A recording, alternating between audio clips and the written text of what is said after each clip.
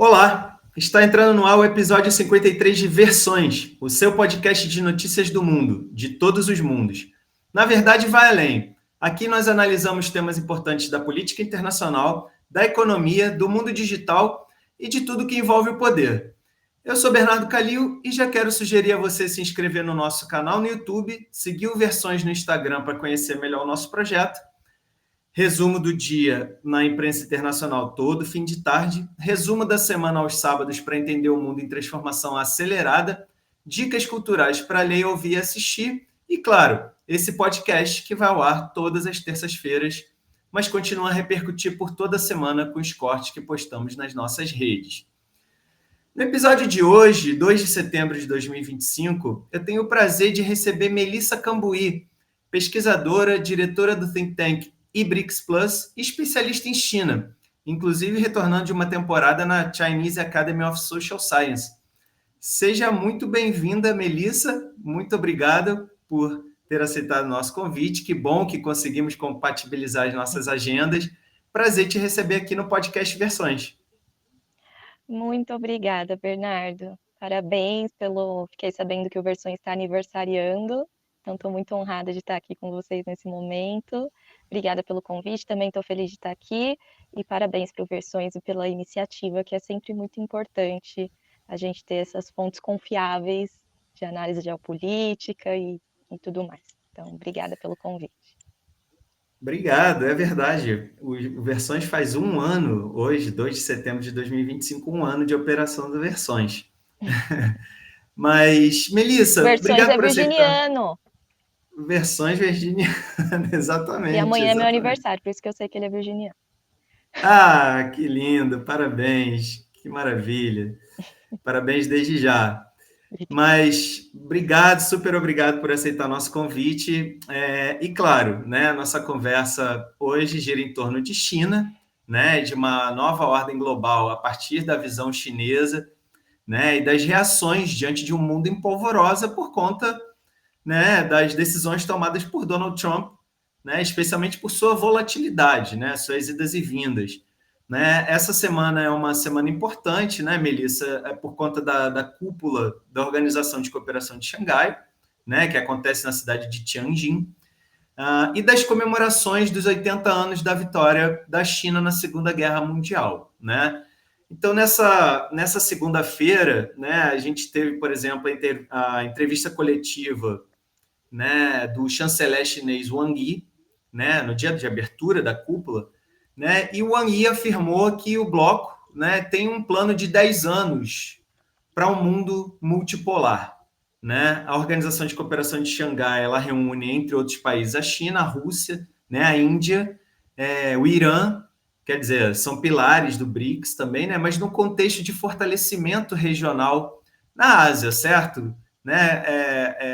São mais de 20 países e 10 instituições internacionais que participaram da cúpula, né? Mas aí, Melissa, eu peço para você detalhar um pouco mais, né, para o nosso público, quais são os objetivos dessa organização, né, as diferenças em termos concretos, por exemplo, para uma organização como o BRICS. Né? A gente vê o Brasil participando do BRICS, vamos falar bastante de BRICS hoje, mas parece que a Organização de Cooperação de Xangai tem outros objetivos e está numa outra fase também de desenvolvimento, né? O que você pode detalhar mais para a gente da Organização de Cooperação de Xangai?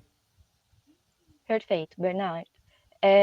Eu vou até aproveitar essa oportunidade para falar um pouco mais sobre a organização, porque, embora seja uma plataforma muito importante, acaba não sendo tão conhecida no Brasil, porque o Brasil não faz parte, né? Então, enfim, a gente, como você disse, está tendo essa cúpula em Tianjin, na China, a cúpula de 2025, que inclusive também é uma cúpula que vai redesenhar, tanto institucionalmente, tanto em termos de objetivos, essa organização. Então, a gente está num momento bastante importante da organização, enfim, um momento importante em que muitas coisas estão se movimentando e, consequentemente, a organização também já sofre as consequências dessas movimentações todas, né? Então, primeiro, a Organização de Cooperação de Xangai, ela é considerada um bloco intergovernamental ou regional, o que já diferencia um pouco dos BRICS, né? Ela foi criada lá em 2001 pela China, Rússia, Cazaquistão, Quirguistão, Tajiquistão e Uzbequistão, inicialmente com foco em segurança e integração regional na Eurásia. E aí, claro que desde 2001 esse bloco se expandiu bastante, tanto quantitativamente quanto qualitativamente.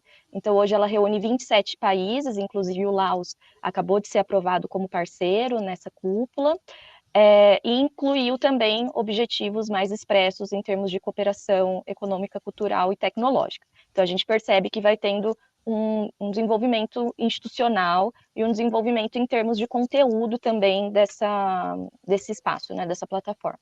Mas tem uma coisa bastante interessante que eu acho que é importante situar da criação dessa organização, que se refere à política externa chinesa, né?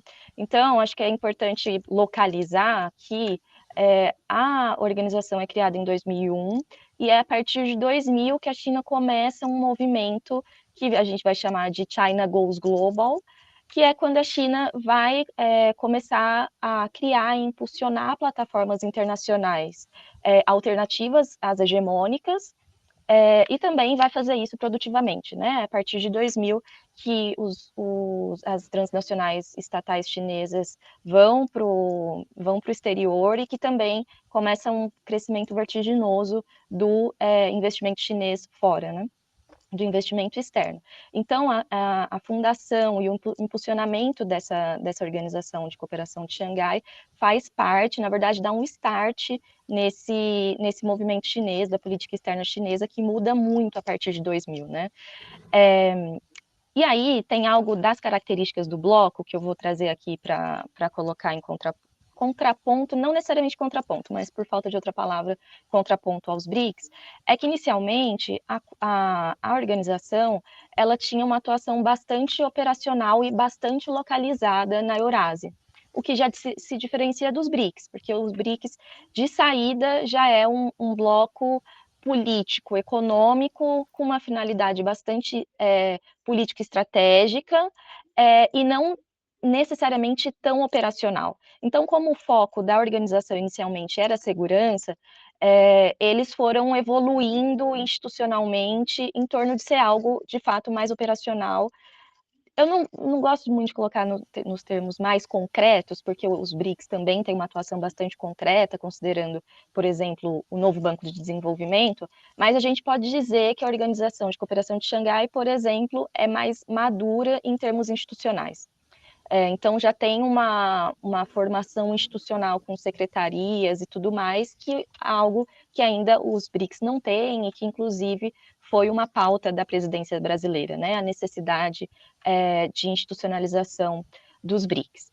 E aí tem algo que acontece nessa cúpula que também vai aproximar a cooperação de Xangai dos BRICS, porque a gente viu o chanceler chinês dizendo que essa seria uma plataforma para a multipolaridade, para o multilateralismo, algo que vai justamente mostrando uma resposta a esse contexto geopolítico e que vai aproximando dos BRICS. Então, se antes a Organização de Cooperação tinha um foco em segurança, em uma questão regional, mais operacional, essa cúpula marca justamente essa, vamos dizer que, uma ampliação para um debate também de escopo global e de governança mundial, né? De uma alternativa a essa. Uma alternativa a esse sistema internacional da forma como está colocado. Então, nisso vai se aproximando dos BRICS. Então, existe uma expansão desses objetivos da organização, né? E aí que também nessa última cúpula foi aprovado um plano decenal, que é um documento que se chama Estratégia de Desenvolvimento da Organização de Cooperação de Xangai para a próxima década, que é de 2026 a 2035, e aí esse plano vai prever o fortalecimento do que eles convencionaram chamar, né, desse espírito de Xangai, então, que são as máximas do benefício mútuo, do desenvolvimento comum e do respeito à soberania e à diversidade dos parceiros, e vão se reafirmar, né, E na dimensão mais concreta, esse plano decenal vai prever a inauguração de 4 novos centros de segurança da organização, a criação de um banco de desenvolvimento e a iniciativa de governança global, que foi uma proposta da China e que tem o objetivo justamente de situar a organização na questão da reforma e do aprimoramento do sistema de governança global. E aí, para fazer aqui um paralelo com os BRICS e também dar um contorno para se alguém que está nos ouvindo não sabe, né? Acho um pouco difícil, mas que aí em relação aos BRICS, o BRICS é um fórum econômico e político que foi criado em 2009 e que desde o início ele teve esse escopo global e não só regional, né? Ele tem uma estratégia, ele tem uma função mais estratégico-política do que necessariamente operacional, e, como eu tinha dito, a Organização de Cooperação de Xangai está mais institucionalizada. Então, já tem uma estrutura formal permanente, tem mecanismos jurídicos próprios, mas, ao mesmo tempo, os BRICS já têm uma instituição financeira consolidada, como o novo Banco de Desenvolvimento, né? Algo que só surgiu agora nesse plano decenal, que prevê a criação do Banco de Desenvolvimento da Organização da Cooperação de Xangai. Então, acho que esse movimento todo geopolítico vai justamente fazendo esse movimento de ampliação, tanto de parceiros, né? Então, quantitativamente, quanto qualitativamente de conteúdo da cooperação de Xangai, e vai aproximando dos objetivos também dos BRICS, o que não é uma coincidência, né? Definitivamente não é uma coincidência. A gente vê se conformando, a gente está vendo a olhos nus se conformando justamente essa plataforma, essa rede de plataformas alternativas a essa ordem internacional hegemônica. Então, a gente, assim, acho que é difícil dizer sortudo, porque a gente também vive uma grande tensão, mas a gente definitivamente é testemunho ocular de provavelmente um dos maiores movimentos geopolíticos, né, desde o século XX. Certo. Agora, Melissa, é a primeira vez em 7 anos que o primeiro-ministro da Índia, Narendra Modi, pisa na China, né? As fotos dessa segunda-feira com Putin, Modi e Xi Jinping, né? Enfim, sorridentes, de mãos dadas, né? Manda um recado, claro, né, para o mundo e para Donald Trump, né? Claro. Punir a Índia, né, com tarifas altas pode não ser a opção mais inteligente, né, para os Estados Unidos. Agora, essa reaproximação da Índia com a China, né, ela é conjuntural ou ela tende a ser um novo arranjo nessa relação que, né, é tão atribulada ao longo das últimas décadas, né, uma relação até de rivalidade, né, enfim, recentemente nós tivemos atritos, conflitos, né, armados na fronteira do Himalaia. Então, qual é a sua análise? Você vê uma reaproximação conjuntural ou isso pode ser um rearranjo nas relações Índia e China? A reaproximação em si, essa fotografia, e claro, né, lembrando que a história geopolítica é um filme, né, não é uma fotografia, mas a fotografia é um fenômeno da conjuntura, né? E aí é algo que, com certeza, dependendo de vários fatores, pode vir a se tornar mais estável e mais do que um mero fenômeno da conjuntura. Mas ainda é difícil prever, porque depende de questões mais históricas e até economicamente estruturais da relação entre esses países, né? Mas se fosse para a gente fazer um paralelo, a gente sabe que um fenômeno conjuntural que jogou de vez, por exemplo, a Rússia no colo da China, foram as sanções e a retirada do país do SWIFT. Então, a partir de algo conjuntural, inclusive também criado pelos Estados Unidos, os países, no caso, né, nesse exemplo, a Rússia e a China, puderam trabalhar suas tensões, que também eram históricas, que também eram, de certa forma, estruturais, embora eu acho que a questão com a Índia tem as suas peculiaridades e as suas sensibilidades, dadas as questões de fronteira e tudo mais, mas em um momento, em um fator, em um fenômeno absolutamente conjuntural, foi feito algo que hoje consolidou, né, fortaleceu e consolidou uma cooperação bastante forte entre a Rússia e a China em termos econômicos e militares. Então, não está no campo do impossível isso acontecer entre a China e a Índia. Mas, como eu disse, depende de questões para além da conjuntura e de estruturais da própria relação entre China e Índia e o quanto a China está disposta a ceder, a Índia está disposta a ceder para colocar, para que o fortalecimento dessa relação se coloque como uma alternativa estável às relações que a Índia, portanto, e isso é outro fator muito importante, portanto, escolheu e decidiu priorizar em detrimento da China, que foi para os Estados Unidos. Inclusive, dentro dos próprios BRICS, sempre foi uníssono que a Índia sempre criava as grandes divergências, né? Por conta da sua relação e sua proximidade com os Estados Unidos. Então, assim, Trump ter tomado essa decisão foi uma decisão muito errática. Foi muito errática, tanto em relação às relações Índia-China, quanto em relação à posição da Índia nos BRICS.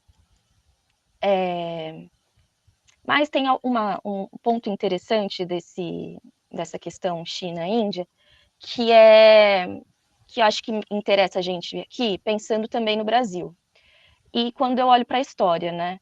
É muito interessante, e aí voltando ao que eu acabei de falar no final da outra questão, né, de como a gente está sendo assim, testemunhas oculares dessa mudança toda, que é justamente testemunhas oculares da forma como tudo mudou e como o estrutural vai se mostrar nisso também, né? Porque eu disse da conjuntura e do fenômeno, mas qual que é a dimensão estrutural disso? Então, primeiro, que em um outro momento histórico, quando não havia essas alternativas, fossem produtivas, fossem institucionais, a ordem hegemônica, os países simplesmente não teriam outra alternativa a não ser se curvar a essas arbitrariedades dos Estados Unidos.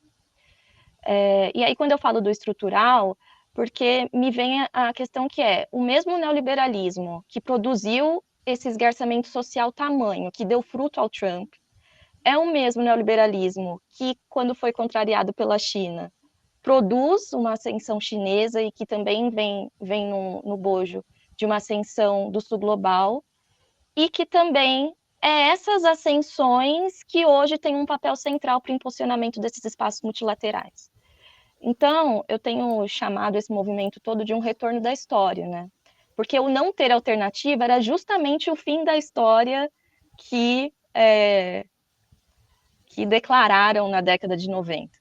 E hoje, definitivamente, a gente tem alternativas construídas, em parte, pelas consequências estruturais do que o neoliberalismo causou, tanto nacionalmente quanto para o sistema internacional, e, ao mesmo tempo, a ascensão desse sul global que hoje que produziu plataformas e que essas plataformas a gente está vendo aqui de novo a olhos nus, se sofisticando e se desenvolvendo e criando uma rede de fato alternativa a esse sistema internacional. Né? Agora, Melissa, o Brasil é outro ator importante, né, do Sul Global, atacado pelo Trump, né? Quer dizer, as autoridades chinesas já se pronunciaram, né, em defesa da soberania brasileira, em defesa do multilateralismo, né, para a resolução de conflitos. Agora, o que nós podemos esperar de concreto da China, né, em relação ao Brasil nesse novo contexto? Né? Que tipo de oportunidades novas podem surgir a partir desse conflito que não é nosso, né? Veio de fora, veio dos Estados Unidos, né? Que tipo de oportunidades novas podem surgir para Brasil e China nesse contexto? Bernardo, eu acho que as oportunidades com a China estão colocadas, e muito bem colocadas, desde muito antes desse conflito. É claro que essa conjuntura intensifica isso, mas eu acho que intensifica mais do nosso lado, no sentido dos nossos interesses também se intensificarem no sentido de tentar diversificar os parceiros econômicos e tudo mais. Mas o que eu quero deixar claro aqui as oportunidades com a China estão colocadas desde antes, podemos aproveitar considerando essa intensificação. Porém, tem uma provocação que eu sempre faço, como alguém que trabalha com cooperação internacional, especificamente com cooperação Brasil-China, que é o que o Brasil espera de concreto. Porque aí eu vou falar um pouco do meu dia a dia.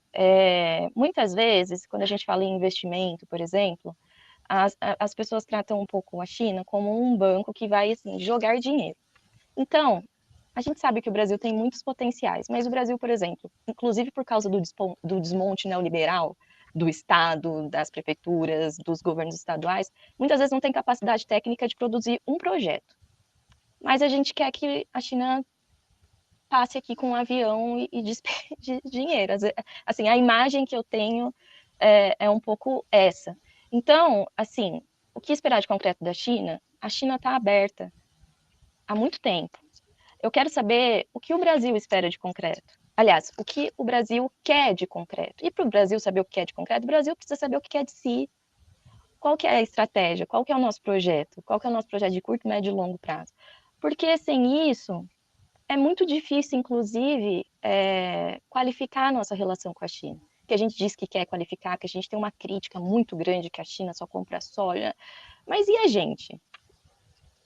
Sabe? Então, assim, eu acho que de todas as formas possíveis, a China já expressou que tem um apreço grande pelas relações Brasil-China, dá uma importância grande para as relações Brasil-China. Eu acho que falta mais da nossa parte do que da deles, tanto em termos políticos, dos mais diversos tipos de expressão, das mais simbólicas às mais concretas. Eu trabalho com isso diariamente e eu digo com alguma propriedade que falta muito mais do nosso concreto do que do concreto deles. Certo.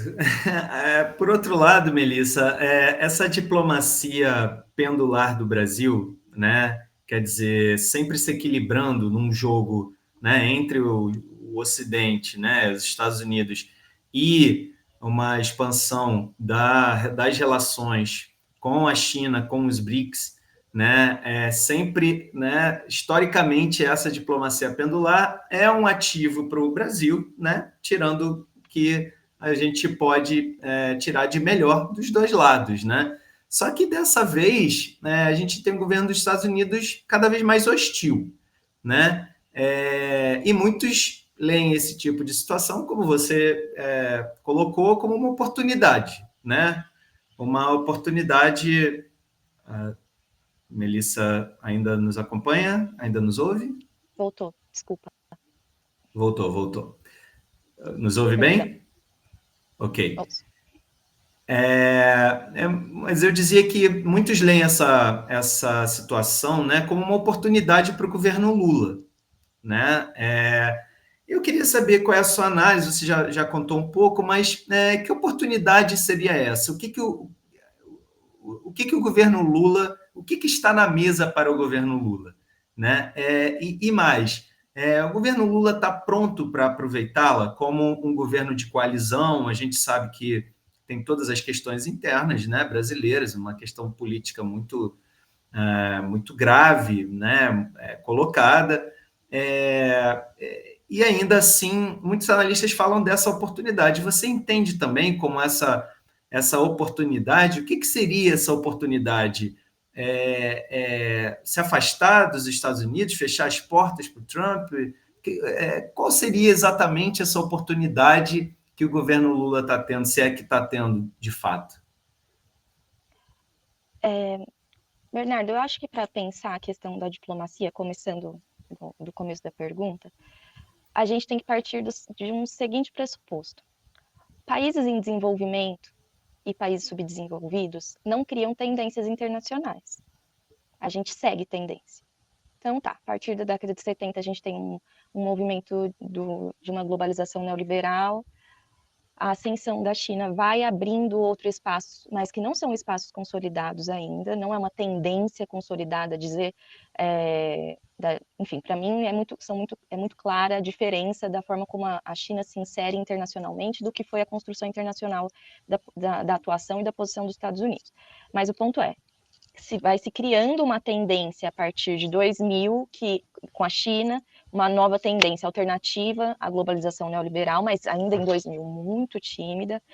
Isso vai se consolidar com a iniciativa Cinturão em Rota a partir de 2013, que vem sendo um movimento que eu acho que a partir de 2013 a gente pode dizer que começa a surgir uma tendência em disputa, uma disputa dessa tendência externa. Ok. Desde 2013 até 2025, a gente vem consolidando algo que pode vir a ser uma tendência externa, mas que ainda não é. A gente ainda tem uma globalização neoliberal, algo que está aí em plena efervescência, que inclusive esse caos geopolítico faz parte do que essa globalização neoliberal produziu internacionalmente. Ok, colocado isso, essa estratégia da diplomacia pendular brasileira fica muito complicada. Porque é claro que é importante que exista uma tradição diplomática, o Itamaraty,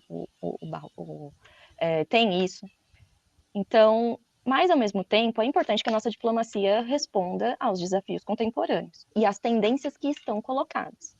Então, se a gente estivesse num momento em que a única tendência externa colocada é a globalização financeira, a gente ia lidar com essa tendência, que foi o que a China ensinou ao mundo o que fazer. A China conseguiu transformar a globalização financeira, que estava castigando todos os países em desenvolvimento e subdesenvolvidos, em uma ferramenta para o próprio processo de desenvolvimento. Isso foi uma capacidade chinesa por questões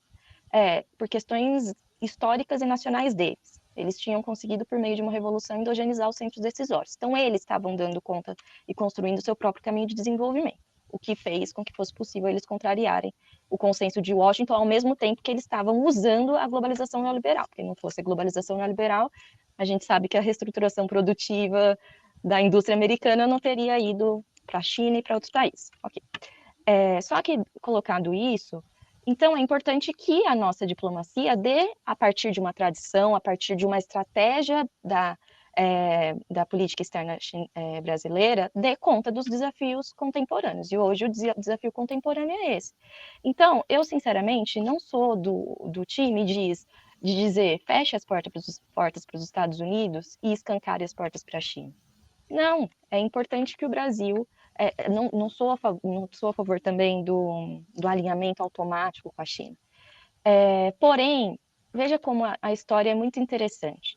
A gente viu um processo de esvaziamento da cúpula dos BRICS. Eu não vou ficar batendo nesse ponto, porque eu acho que a gente está num contexto político que isso não interessa. Eu já bati o suficiente em outros espaços, mas eu acho que o contexto político não faz sentido agora ficar fazendo isso. O ponto é que a história é tão danada e tão intransigente que colocou o governo brasileiro numa encruzilhada tamanha que um mês depois de esvaziar a cúpula, botou o Brasil para defender os BRICS. Então você veja, porque a história é muito intransigente, sabe por quê? Porque o motor da história se chama luta de classes, e luta de classes também se dá na dimensão internacional.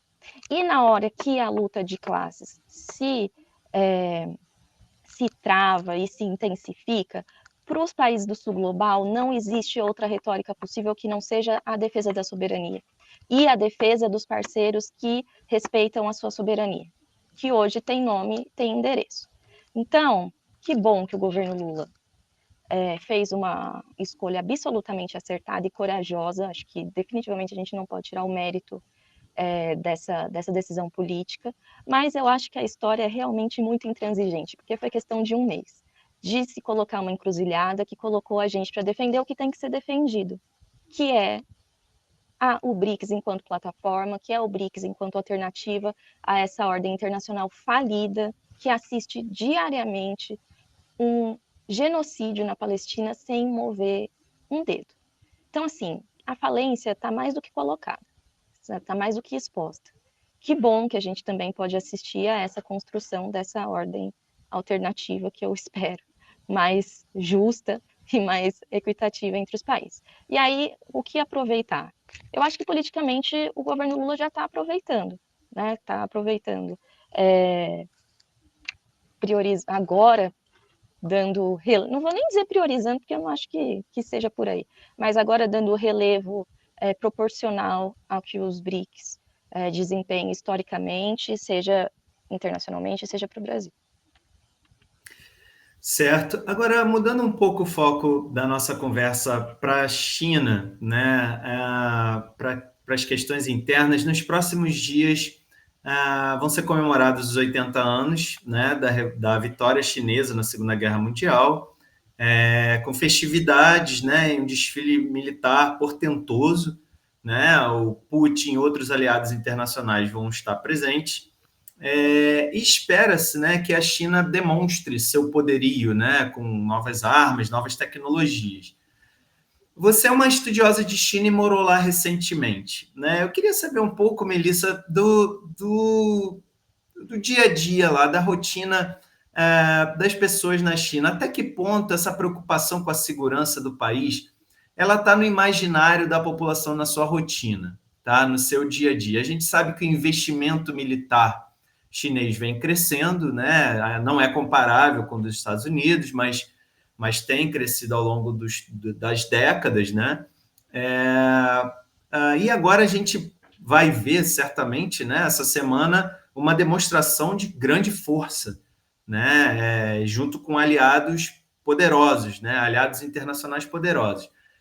Então eu te pergunto, né, até que ponto essa preocupação com a segurança do país está no imaginário da população, né, na sua rotina, e essa questão militar, de defesa, né, de rivalidade com os vizinhos. A gente sabe que a China está cercada de bases militares, né, dos Estados Unidos. A gente sabe que tem rivalidade com os vizinhos, com a Índia, mas também com as Filipinas, por exemplo. Para que falar da Coreia do Sul, do Japão, né, rivalidades históricas. Mas essa é uma conversa, essa é uma preocupação que permeia o dia a dia da China, permeia as famílias na China? Bernardo, ótima pergunta. Porque sabe que às vezes tem uns comentários que eu tenho vontade de falar, gente, isso é uma questão para você, mas assim, não é uma questão para o povo chinês. Vários, vários. E eu acho que esse é um ótimo exemplo, assim. Claro que não dá para ignorar qual que é o papel de um desfile militar desse. Que eu acho que tem um papel muito mais de uma exposição internacional, mandar os sinais que quer mandar, enfim, que seja. Mas em relação aos chineses, simplesmente não existe uma militarização do cotidiano da sociedade chinesa. E, inclusive, essa foi uma das coisas que mais me chamou a atenção na China.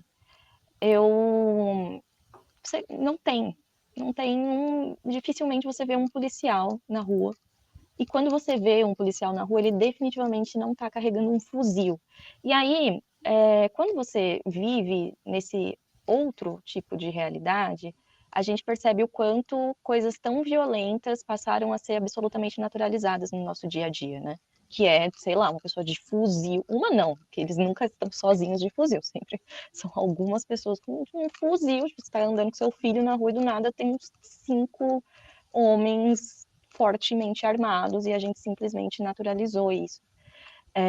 Então, não, isso definitivamente não se expressa numa militarização desse cotidiano, não é algo que tira a paz dos chineses.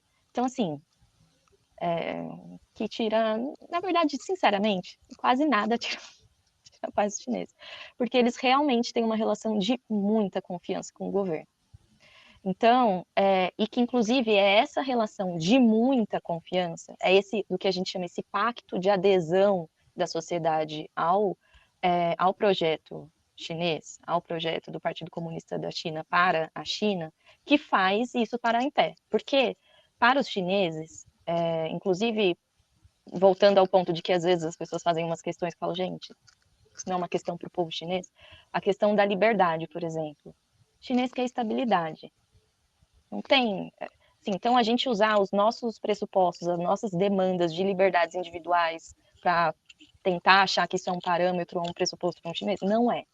Assim, eles querem estabilidade, e é a estabilidade, e é a confiança que eles têm nesse governo que permite que as coisas funcionem, no sentido de eles confiam muito, claro que se algo acontece, também tem uma capacidade de mobilização, enfim, histórica do povo chinês, mas não existe uma militarização do cotidiano. Eu praticamente não via policiais. Quando eu via, eles definitivamente não estavam armados. Então, não, eu acho que existe uma expressão para fora, acho que tem um papel importante da data também, né, do 3 de setembro, dessa comemoração dos 80 anos da vitória contra o fascismo, porém, no dia a dia dos chineses, definitivamente não é algo que atravessa os pensamentos deles no cotidiano. Certo. Agora, a China busca se colocar como um parceiro estável, né, e previsível, né, diante da volatilidade dos Estados Unidos, especialmente sob Trump, né?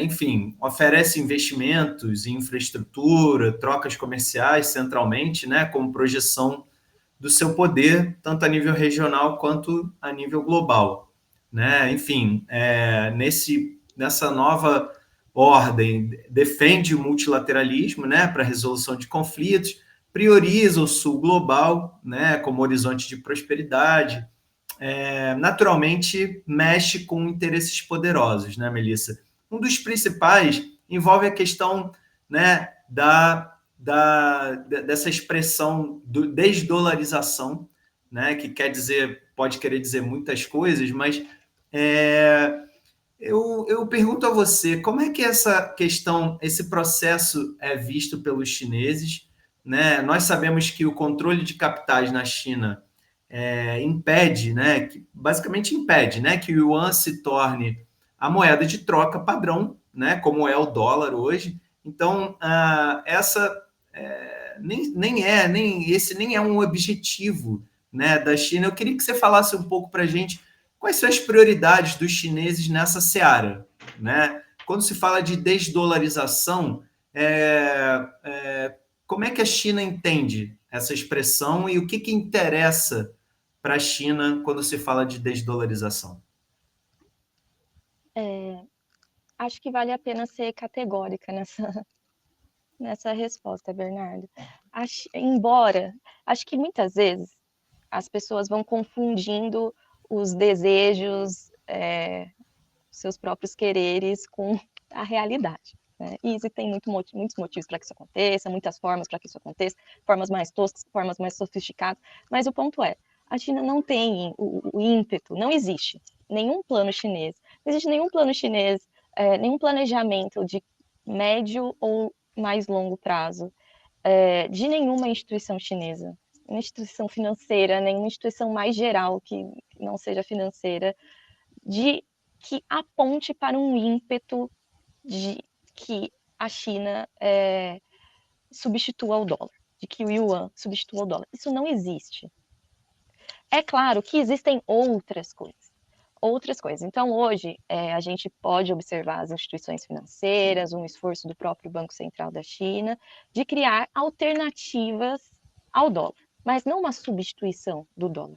Inclusive, porque sabemos que, embora dê muito poder, mas que aí eu vou chegar nesse ponto depois, é um poder que não interessa à China. É um poder que interessa à forma como os Estados Unidos quer liderar o mundo, mas que não é a forma com que a China quer se relacionar com o mundo, porque a China não tem um projeto de liderar o mundo. Eu vou falar um pouco melhor disso depois, mas é muito importante pontuar isso. E, então, a substituição do dólar faria sentido se a China tivesse um grande projeto de liderança do mundo ou de fazer uma troca hegemônica com os Estados Unidos, que não é o caso. Se você não tem um projeto de liderar, de se tornar uma potência hegemônica, não faz sentido a dor de cabeça que você dar conta de ser uma moeda padrão. Então, primeiro, não existe qualquer planejamento chinês, nada que aponte para esse ímpeto de substituir.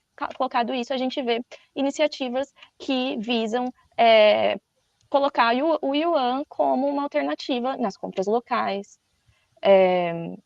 para que a gente não fique refém nem só do dólar e para que a gente não fique refém das plataformas de pagamento, porque a gente sabe que o dólar é uma arma de guerra, que as sanções econômicas são uma arma de guerra. Então, uma vez que você está refém do dólar, você está refém das sanções econômicas. Então, o esforço da China está muito mais no sentido de criar alternativas, tanto nas trocas em moedas locais, quanto no fortalecimento dessa plataforma alternativa de pagamento do que na substituição do dólar. Daqui 200 anos, não sei. Acho pouco provável. Não vou dizer impossível, porque é pouco difícil dizer nessa vida o que é impossível. Mas, assim, considerando a linha das relações exteriores chinesas, e que não é uma linha de 50 anos nem de 100, é uma linha de 2.000 anos, porque faz mais de 2.000 anos que a China se relaciona com o mundo, é possível dizer que faz pouco sentido para a China querer que o yuan substitua o dólar, e nada aponta para isso. E aí, só para concluir, tem uma questão da desdolarização e até um exemplo da questão da moeda comum dos BRICS, que hoje é usado muito mais de uma forma retórica, e aí o Trump não vai nos ouvir, então a gente pode dizer aqui, né? O Lula dizendo dessa moeda comum é muito mais, hoje em dia, no presente, é muito mais uma ferramenta retórica do que, de fato, algo concreto. O que tem de concreto hoje são as trocas em moedas locais. Essa construção da alternativa ao dólar. A cesta de moedas, essa alternativa da cesta de moedas que o BRICS utilizaria, isso é bem visto pela China? Existe um incentivo para isso nas cúpulas e reuniões do BRICS? Parece claro que a China não tem essa intenção, né, de fazer do yuan uma moeda de troca internacional, mas a China tem a intenção de fazer diferente em termos de BRICS ou em termos de Organização de Cooperação de Xangai, desdolarizar nesse sentido, de uma cesta de moedas, para não falar de uma moeda única que parece estar num horizonte bem mais distante, mas faz sentido pensar que no futuro próximo ou no futuro a médio prazo a gente vai ter uma cesta de moedas do BRICS e de organizações como a de cooperação de Xangai a toda funcionando de fato, desafiando o poder do dólar?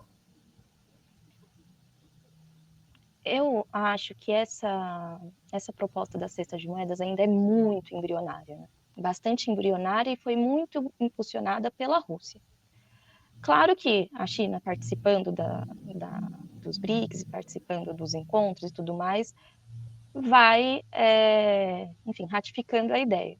Mas dizer que existe especialmente um grande impulso chinês para essa iniciativa em específico, não existe. Pode ser que ganhe força, pode ser. Mas hoje é absolutamente embrionário e impulsionado pela Rússia.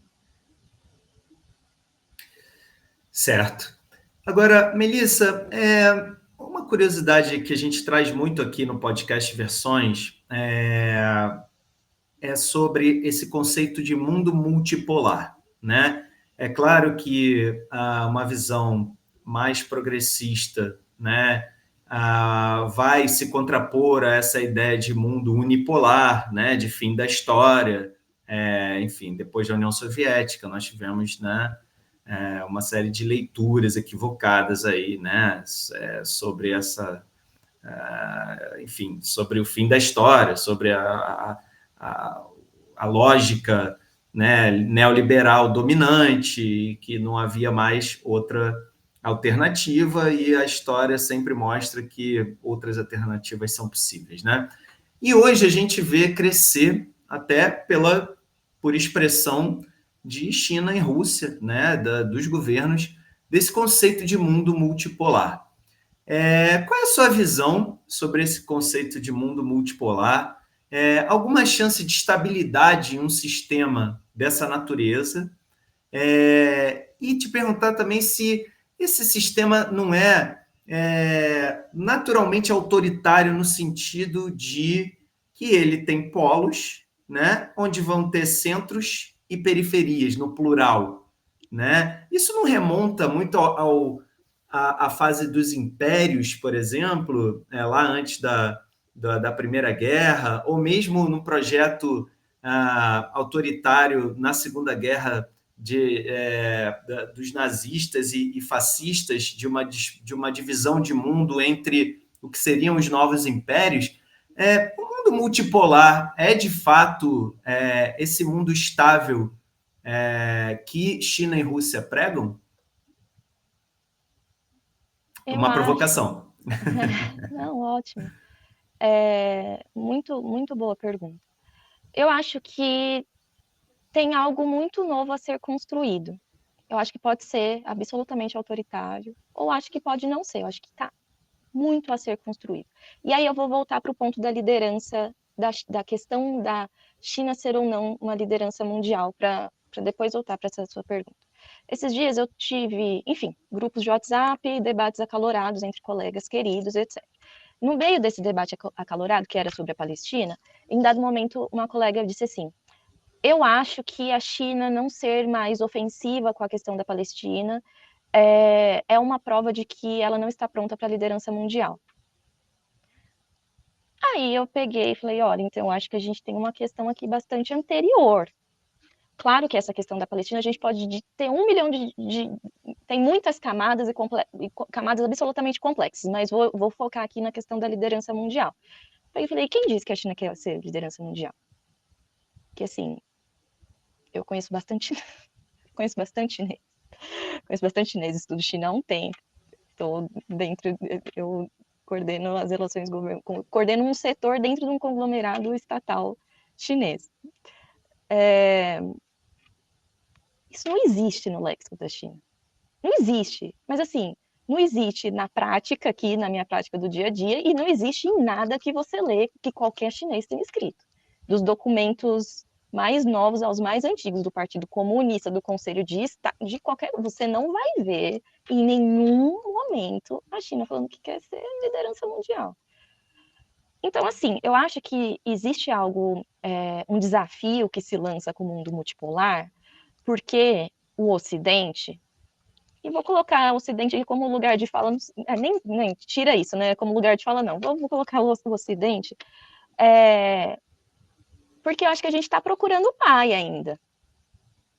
E é muito difícil quem ainda está procurando o pai construir um mundo multipolar. Então, eu acho que de saída a gente tem um desafio subjetivo, e eu estou falando subjetivo não numa perspectiva liberal individual. Estou falando subjetivo do Fanon, que vai dizer que uma das grandes desgraças que o colonialismo cria é justamente uma subjetividade que não dá conta da própria, que não se dá conta como sujeito histórico. Você está procurando o pai ainda, você não consegue pensar uma estratégia para o teu país, você não sabe o que você quer para você, você não sabe o que você quer para o mundo. Como que eu vou ter um mundo multipolar se a gente ainda está esperando uma liderança mundial? Então, assim, eu acho que existem desafios que estão colocados em todas as dimensões.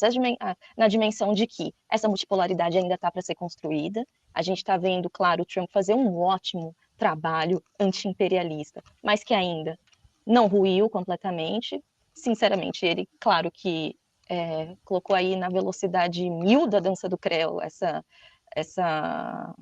esse fim do Império Americano, mas que ainda está lá de pé, criando seus problemas. Claro que isso trouxe consequências, como a reunião de uma série de interesses que não se reuniriam tão facilmente ou tão rapidamente não fosse esse papel muito importante anti-imperialista que o Trump tá desempenhando. Mas a gente tem, assim, desafios enormes para o que está para ser construído, que passam por desafios institucionais, que passam por desafios produtivos. Então, assim, eu não me atrevo a querer prever. Eu acho que isso aqui está completamente em aberto. E estar em aberto é um grande desafio que pode ser também uma grande oportunidade. Então, assim, mas eu acho que o primeiro desafio é a gente querer que a China seja líder mundial. Desculpa, lamento, tem uma má notícia para dar. A China não quer isso. A China quer dar conta do povo dela. Então, tem 1,5 bilhão de gente para alimentar. Você acha que a China está querendo ser líder mundial? Para ir sim interferir em problema dos outros como se não tivesse problema suficiente. Isso não existe no léxico chinês. Então, acho que o primeiro ponto é a gente superar essa história de a China quer entrar no lugar hegemônico dos Estados Unidos, a China vai interceder, a China vai interferir. Não vai. Não vai. Nunca fez isso, vai continuar não fazendo. A não ser que eu não sei nem o que tem que acontecer, sinceramente, para que a China tenha uma mudança drástica de posição em relação a isso. Mas eu acho que o desafio que a multipolaridade coloca é esse desafio de sair. Enquanto os países não derem conta de si, não souberem o que querem para si e o que querem para o mundo, é muito difícil você construir, de fato, um mundo multipolar. Perfeito, perfeito. Melissa, nós estamos chegando na reta final da nossa conversa, infelizmente, mas aqui no podcast Versões, a gente sempre pede aos nossos convidados dicas de livros, de filmes, de séries que você tenha lido, tenha assistido recentemente, que tenha te encantado e que você acha que vale a pena passar para frente, reproduzir e espalhar a mensagem. Você teria dicas para a nossa audiência, para a audiência do podcast do Versões? Ótimo, Bernardo. Deixa eu só fazer um disclaimer. O que eu acabei de falar, obviamente, não esgota a questão. É uma grande provocação, porque essa coisa da liderança mundial é um negócio que me pega assim quase que diariamente, de algum jeito, de alguma fonte. Alguém sempre acha um jeito de vir me falar da China querer ser líder mundial. Mas não esgota, fica só a provocação, porque existe muito ganho, existem grandes ganhos secundários em você estar em uma posição de subordinação. Superar isso daí, ainda tem chão. Agora, e falando em posição de subordinação, eu tenho uma filha de 2 anos, então quem manda na minha casa e no que eu assisto e no que eu faço e qualquer coisa na minha vida é ela. Então, assim, o filme que eu tenho para indicar é um filme muito fofo, que chama Jin e o Dragão Genial, que está no Netflix. É uma coprodução sino-americana de 2020, 2021. E é um filme que ele se passa em Xangai, na parte antiga de Xangai, que me lembrou muito de quando eu e a Helena a gente morava no centro de Beijing, a gente morava nos Hutons, que é uma espécie de vila, é a única parte não planejada de Beijing, né? Mas esse filme se passa em Xangai. E que no filme, além de ser lindo, uma gracinha e tudo mais, ele vai abordando questões muito interessantes da urbanização de Xangai, questões de mobilidade social, porque uma das principais consegue, ela e o pai saem dessa parte mais pobre de Xangai, enfim. E tem outros 2 pontos. E tem todo um clima muito comunitário, que é a cara da China, na vila que eles moram, enfim, uma graça. E tem uma coisa muito interessante desse filme, porque pouca gente sabe que o Aladdin, que a gente conheceu pela Disney, na verdade tem raízes chinesas. Então esse filme tem um esforço que também o filme, o dragão, ele tá preso e ele é solto numa, como chama o negócio do Aladdin? Uma lâmpada, não é uma lâmpada, né? Uma Lâmpada. coisinha chinesa. Mas ponto eles tentam reivindicar essas raízes do Aladdin que pouca gente sabe, mas que começou lá nos contos chineses, embora a Disney tenha nos convencido, né, que com todo aquele visual, aquela estética meio árabe ali, mas na verdade Aladdin tem suas raízes chinesas, é um conto que começa muito antes das Mil e Uma Noites lá na China, e no Jin e o Dragão eles tentam dar uma reivindicada nesse passado chinês do Aladdin. Então é uma graça, é ótimo, muito bonitinho. Maravilha, Livro, só lembra. Livro, desculpa, vamos lá. livro. Eu estou terminando minha tese de doutorado, então eu estou naquela fase que eu só leio coisas absolutamente teóricas e me pergunto se existe mundo lá fora. E o livro que eu vou indicar é do China, século XXI, do professor Elias Jabbour, que é meu orientador também, e que a minha pesquisa faz parte desse grande esforço de pesquisa que é a construção da nova economia do projetamento, que é a grande tese desse livro. O segundo volume vai ser lançado no ano que vem, com o Roland Bohr, que é um grande marxista, que é o único estrangeiro marxista que dá aula de marxismo na China. Então, deixo a indicação do livro do professor Elias Jabbour, que inclusive ganhou o prêmio do melhor livro na China e tudo mais. Então, são essas as 2 indicações. Excelente. Só lembrando aqui que um filme chinês desse ano, 2025, né, é o filme mais visto de todos os tempos. É a animação, né, Neza 2, Uhum, é, que eu tive notícia que vai estar disponível no Brasil em breve, sim, mas talvez até nos cinemas, né? vai para os cinemas. Vai para os cinemas, né? Eu trabalhei E, na vinda bom, dele. olha aí, notícias de bastidores. Então, Sim, sim. qual é a data de estreia? Você já tem a data de estreia? É, ano que vem, ainda não tem data, mas o Brasil, a América Latina, não estava na agenda de lançamentos da produtora. Então a gente fez um grande trabalho para conseguir trazê-lo, porque de fato foi um filme, é um filme lindo, é, enfim, muito bem feito e tudo mais, e bateu divertidamente, né? Bateu o recorde de bilheteria, bateu divertidamente dois, na verdade. Então, Sim. mas não tem data exata ainda, vai para os cinemas. Que ótimo, ótima notícia. Mas é isso, né? Bateu o recorde basicamente com a bilheteria chinesa, né? Bilheteria interna do país e agora está indo para o mundo, né? O mundo vai ter acesso a essa animação muito legal chinesa. Inclusive, indico o nosso podcast com a professora Cecília Mello, da USP, da ECA, né? Da Escola de Comunicação e Artes da USP, só sobre cinema chinês. Está aqui no nosso YouTube, quem puder, dá uma olhada lá, porque foi muito legal.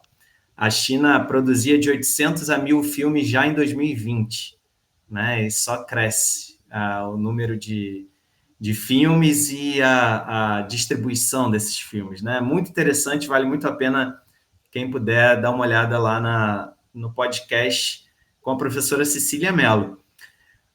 Melissa Cambuí, muitíssimo obrigado pelo nosso papo, aprendemos muito aqui com você. Eu aprendo muito com o seu trabalho já há bastante tempo. Acompanhem Melissa Cambuí nas redes sociais, nas entrevistas, enfim, na academia, em todos os trabalhos da Melissa, porque é muito interessante. Que legal que está chegando a final do doutorado, né? Estamos todos ansiosos pela sua tese. Sim.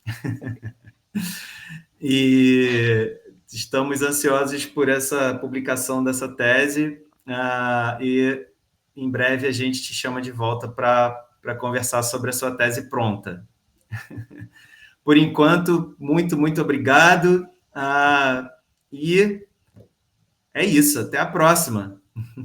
Muito obrigada, Bernardo. Foi ótimo, ótimas perguntas, adorei participar. Parabéns de novo pela iniciativa e podem contar comigo quando quiserem me chamar, estou aqui.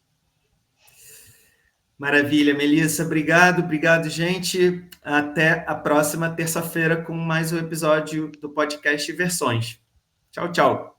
Tchau, tchau.